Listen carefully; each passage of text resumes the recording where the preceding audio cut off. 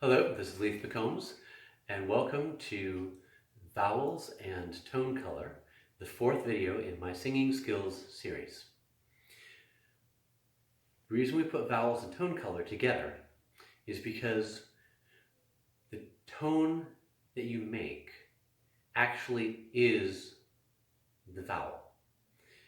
The consonants that you hear are not actually sung notes. There's no note on a T or a R or a D. Well, an R is technically sort of a vowel when you're singing it, but there's no note on the t, any of those. They're just wrappers that let the listener understand what words are being sung.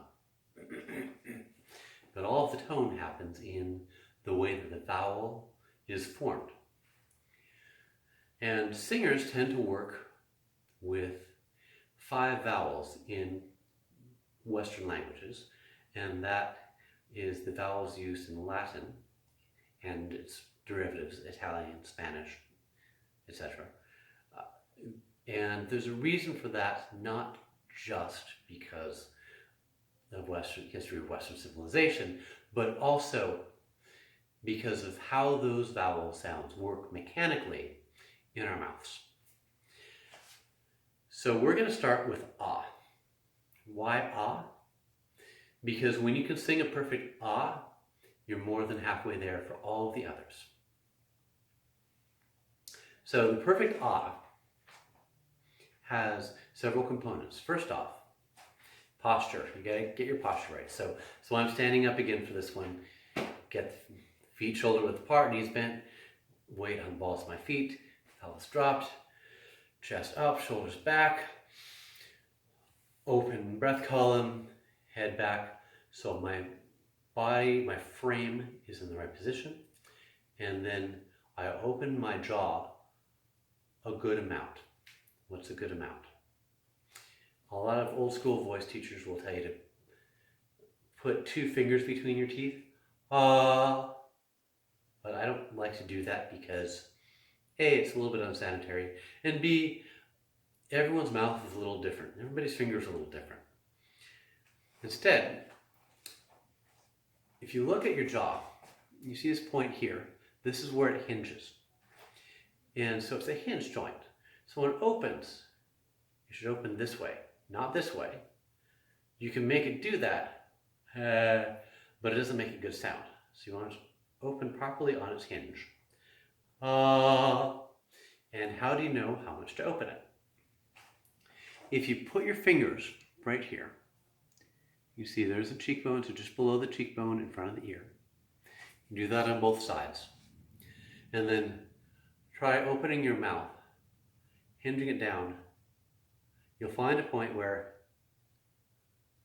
right there,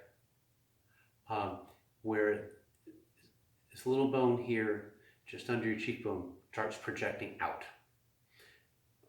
It's more than it was before. I mean, there's a little bit of a shift as you come down, but there's a point where it suddenly starts projecting out a lot more.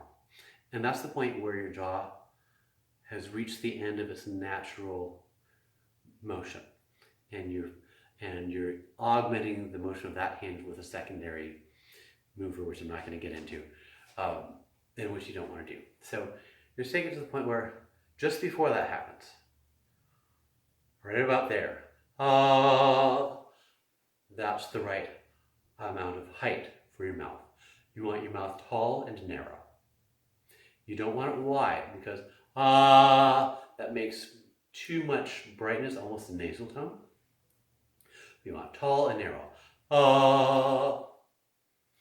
The next layer for it is tongue position. And this little bit by itself is the reason why, if you're going to have someone watch only one of my singing videos, this is the one to watch. This is where the magic happens. So imagine here's your lower jaw, right? There's your chin, and there's your lower lip, and here's your tongue, right? For an ah, you want your tongue low and flat. And it's touching, my tongue is right here. It's touching the backs of my teeth all the way to here, from the middle, and it's actually covering or halfway covering my molars. So it's very wide. To get more resonance, you then take the middle of your tongue and drop it down into the base of your chin. And so it makes this V shape. Like that. You can see that. You can practice it in the mirror. And that goes from to makes a little sound a little rounder, a little fuller. The next stage, you're in your posture, your mouth is tall and narrow, your tongue is low with a nice V in it. Your throat.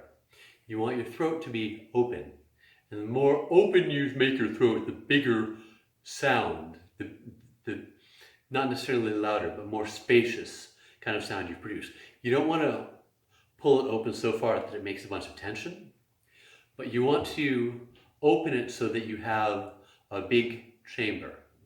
The biggest chamber that you can easily, naturally create without adding a lot of tension. So with that tall, narrow mouth, V in your tongue, and you open your throat, you get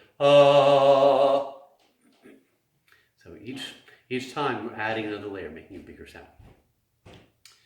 And then the last piece, and this is kind of the hardest one to get because you're working with the mostly involuntary muscle, is raising your soft palate. Your soft palate is the very back of the roof of your mouth. If you kind of feel back there with your tongue, the first 2/3, you have this hard, bony ridge. Comes back to about here. And then when you get past that, you get into soft stuff. That's the soft palate, and you actually have the ability to raise and lower that consciously. But it's not a muscle most of us naturally know how to use.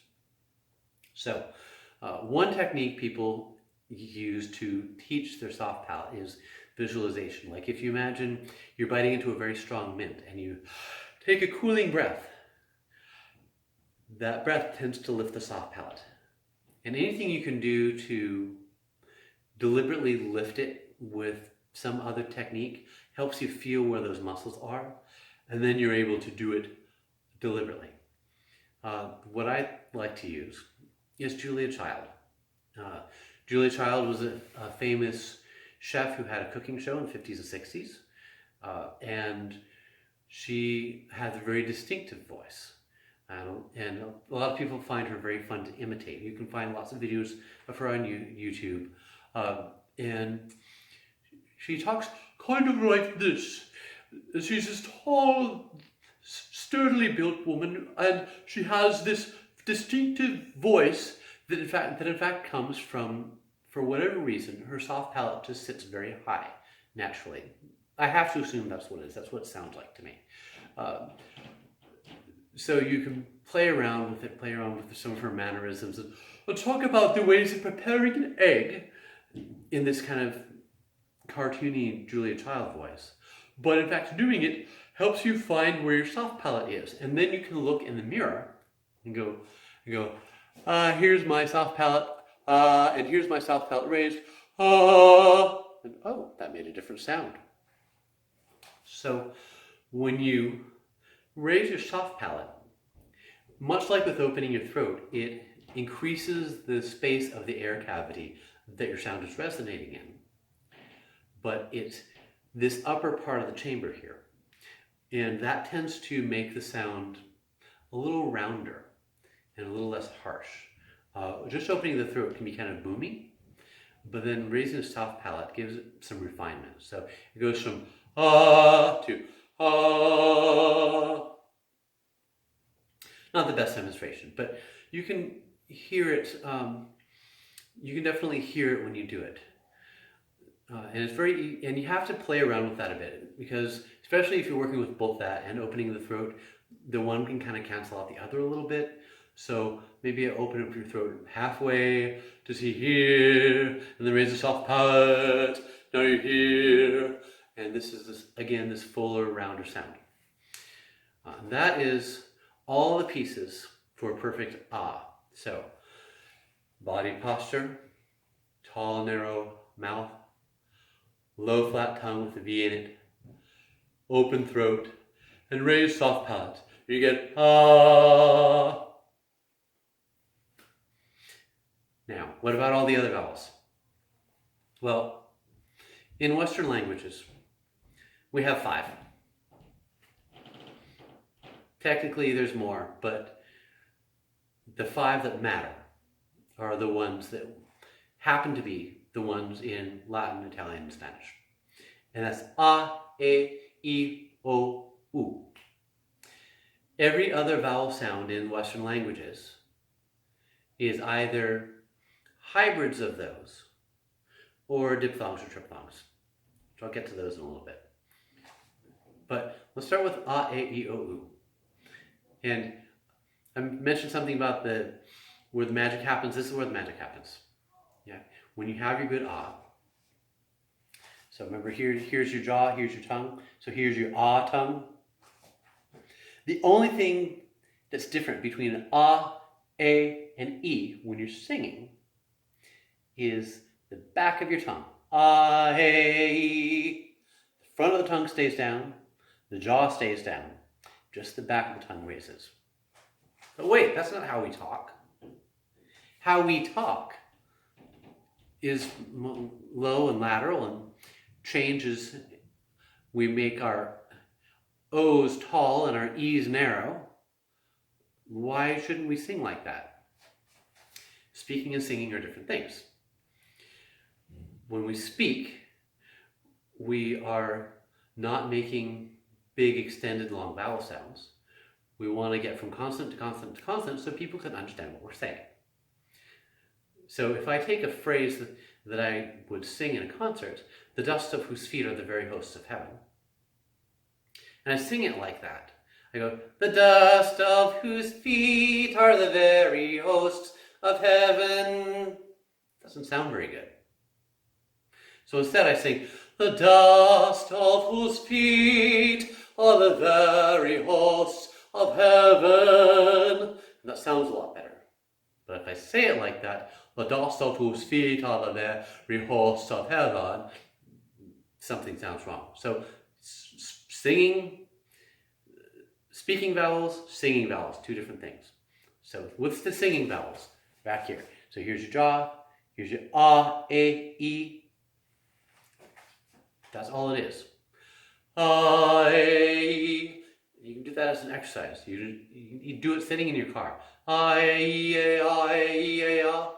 But the first time you do it, you're going to do it wrong. Why? Because we're usually going ah, a, e, a, ah, a, e, like that.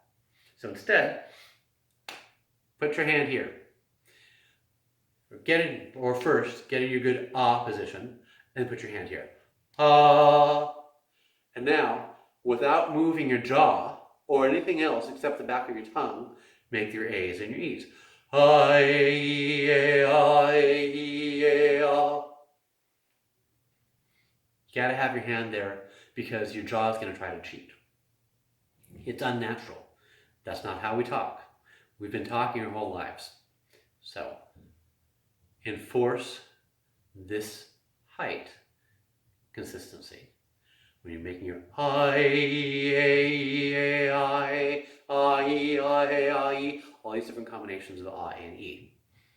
Do that in the car for a couple of days, and you'll get it. That's all there is to A and E. Well, what about O and U? Well, O and U are made by changes in your lips. So, here's your ah tongue. You go, O and U. This stays the same. This stays the same. What changes is here. So, the only difference between ah and O is the lips. Ah, O. The tongue's the same, the jaw's the same, just the lips come forward. U is a little bit of a special snowflake here because it varies according to your individual physiology, the shape of your mouth. But for most people, it's somewhere around A or E on the inside, and pull your lips forward on that, you get U. So if I go, hey, ooh, lips forward. And I went from A to U.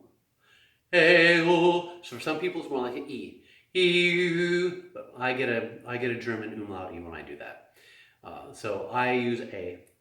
A, U, A, U. And that comes out pretty good. So you have your 5 vowels, A, E, I, O, U. And your exercise you can do is just go randomly from one to the next, every combination you can think of, sitting in your car or whatever. You don't have to be singing with great technique, just get those transitions working right so that you get used to your singing vowels being different than your speaking vowels. Now, what about the other vowels, the weird vowels, the German vowels, the French vowels?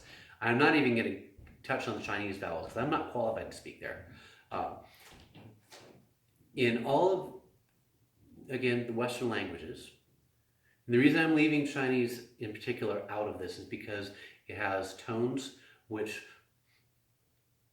add another layer of complexity that I'm not able to discuss.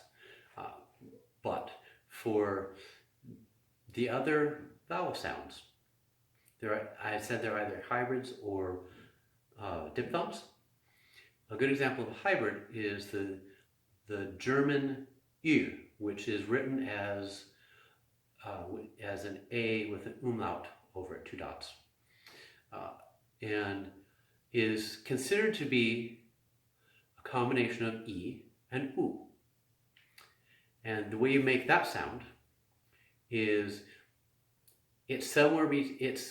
you make something in that A to E range, usually a little farther up than you go for U, and then bring your lips forward. So you just have to find it where that is in your mouth. So for me, it's somewhere around and I've got a decent German umlaut. You have other sounds such as the and the I in English, which are just different tongue heights.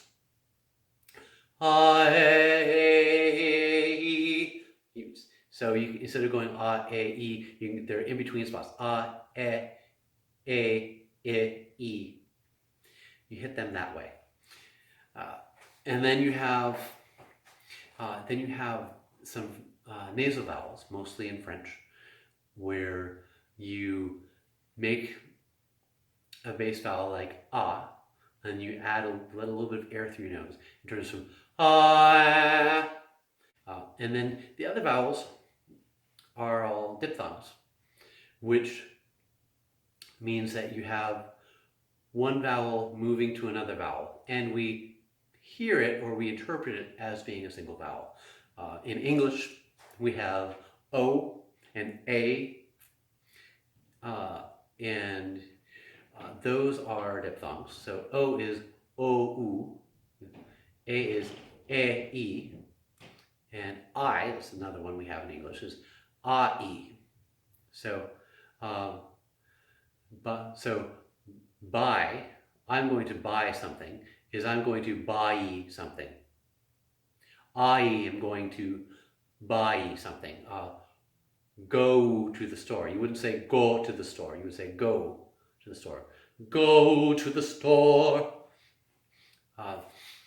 So those are all diphthongs, and generally in all of the diphthong cases you hold the first vowel and you make the last vowel, the other vowel sound very short. And that interprets them right. There's a couple exceptions to that. Like there's some in Gaelic in particular, you get a lot of it the other way around. But mostly you hold the first vowel and make the second vowel sound very short to make a diphthong. There's also a couple triphthongs, but again, we don't need to go into that. You can figure those out by just listening to and breaking it down in your head to know what they are. So we've done some transition exercises. You can do those with the other vowels you work with too. And you have the basis for singing any vowel sound correctly. And if you sing the vowel sound correctly, that means that you have the tone correct. And there's some things we can do to tweak the tone from there. You can choose in your interpretation to go with, say, a heavier or a lighter registration, more or less resistance here in the throat. You can adjust your vowel a little bit. One tweak is you can raise the corners of your mouth a little bit to smile and make the sound a little brighter, or you can bring them forward a little bit more and make the sound a little rounder, mellower.